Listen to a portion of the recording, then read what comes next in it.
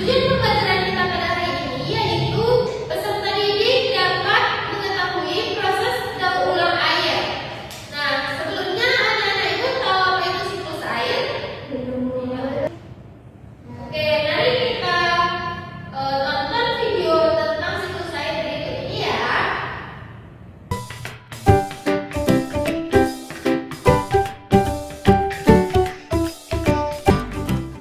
Halo sahabat cerdas, tahukah kalian sekitar 71% permukaan bumi tertutup oleh air. Dari jumlah tersebut, 97% merupakan air asin yang berada di laut. Sedangkan sisanya 3% merupakan air tawar. Sebanyak 2% dari air tawar merupakan es yang berada di kutub. Sisanya yang dapat kita gunakan berada di danau, sungai, dan air tanah. Manusia menggunakan air untuk berbagai kebutuhan, misalnya mandi, minum, mencuci, menyiram tanaman, dan berbagai kebutuhan lainnya. Namun, meskipun digunakan secara terus-menerus, air yang ada di bumi tidak akan habis. Hal ini terjadi karena adanya siklus air. Lalu, tahukah kalian apa itu siklus air?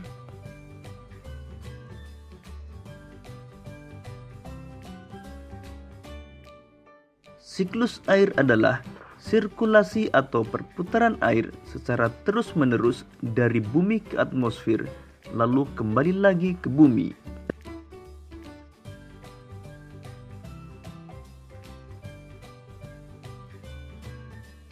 Secara garis besar, siklus air melalui 3 tahapan, yaitu penguapan, pembentukan awan, dan terjadinya hujan.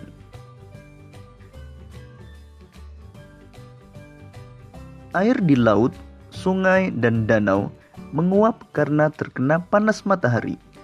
Proses penguapan tersebut disebut evaporasi. Tumbuhan juga mengeluarkan uap air ke udara akibat panas matahari. Proses penguapan yang berasal dari tumbuhan disebut transpirasi.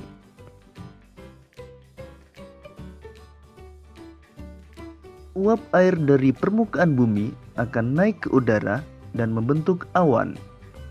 Kumpulan uap air tersebut akan mengalami pengembunan membentuk titik-titik air. Proses tersebut disebut kondensasi. Lalu angin akan membawa awan ke daratan atau dataran tinggi. Selanjutnya titik-titik air di awan akan turun menjadi hujan. Proses ini disebut presipitasi.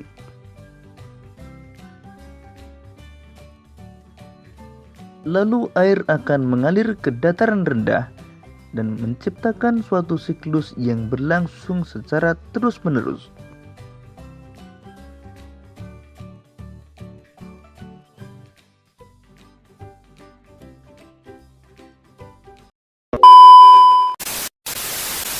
Siklus air itu adalah proses pemutaran air dari permukaan bumi ke atmosfer lalu turun kembali ke bumi, yaitu turunnya sebagai hujan. Oke, proses siklus air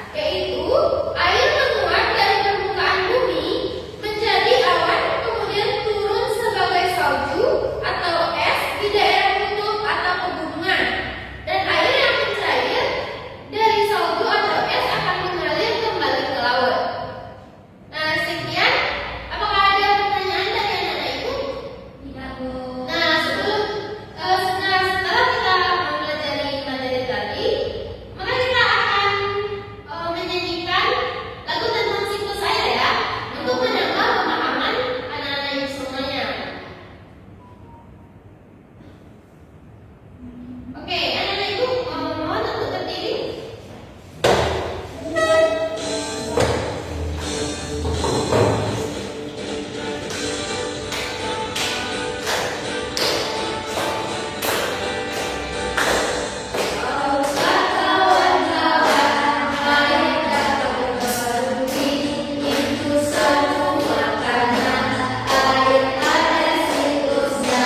Ayolah kita lihat seperti apa prosesnya. Siklus air dengan tahapannya. Laut sungai berubah disebut evaporasi, lalu membentuk awan disebut kondensasi. Air jatuh ke bumi disebut presipitasi, meresap ke bumi disebut infiltrasi.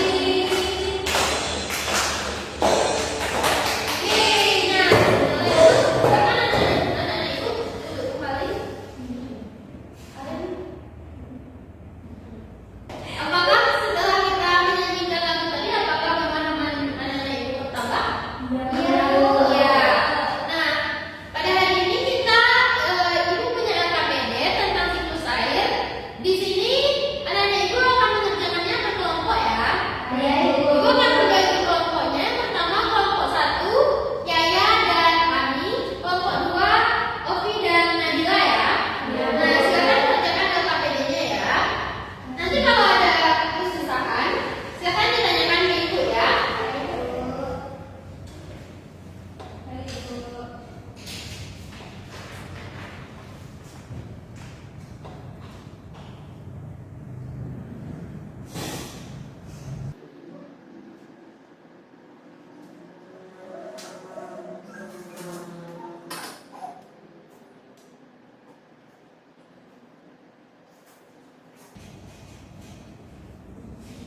Apakah sudah selesai? Belum, Bu.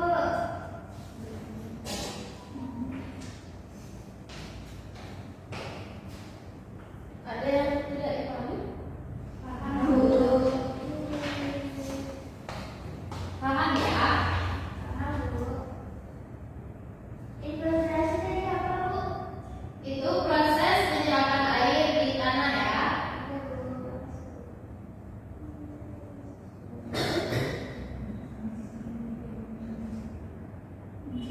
Berarti untuk evaporasi sama transpirasi itu sama kan, Bu? Iya sama. Tapi evaporasi itu dari air laut atau air sungai atau air danau. Tapi kalau transpirasi itu dari tumbuhan atau pepohonan. Oke.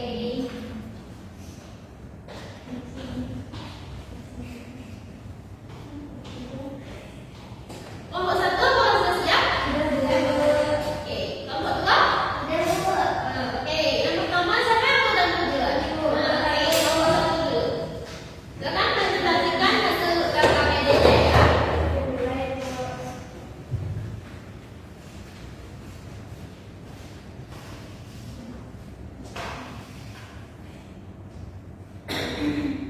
Assalamualaikum warahmatullahi wabarakatuh. Waalaikumsalam warahmatullahi wabarakatuh. Yang A, yang pertama itu ada evaporasi, yang kedua transpirasi, yang ketiga kondensasi, yang keempat presipitasi, yang kelima ada infiltrasi. Awalnya air mengalir di lautan, lalu air Bacakan soalnya ya. Setelah itu jelaskan proses siklus air. Nah, yang pertama awalnya air mengalir di lautan, lalu air menguap dan disebut juga dengan evaporasi. Selanjutnya awan menampung air tadi yang disebut dengan kondensasi. Lalu hujan turun yang disebut dengan presipitasi. Jawablah pertanyaan di bawah ini dengan cepat. Yang pertama, jika matahari tidak ada, maka yang akan terjadi pada proses siklus air, air tidak akan menguap dan tidak akan terjadi hujan. Mengapa siklus air penting bagi makhluk hidup? Karena manusia membutuhkan air. Jika tidak ada air, maka makhluk hidup akan mati. Ya. Beri dulu aku untuk